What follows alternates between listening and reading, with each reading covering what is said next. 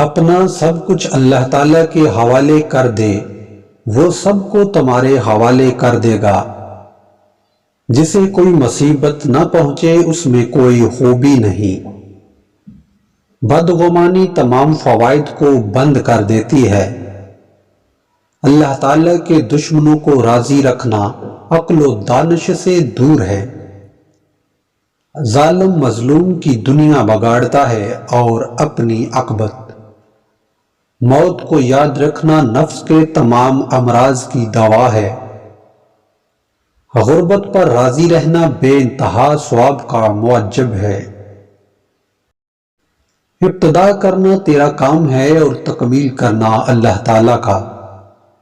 مستحق سائل اللہ تعالیٰ کا ہدیہ ہے جو بندے کی طرف بھیجا جاتا ہے۔ خلوت میں خاموشی مردانگی نہیں، جلوت میں چپ رہ۔ تیرے سب سے بڑے دشمن تیرے برے ہم نشین ہیں۔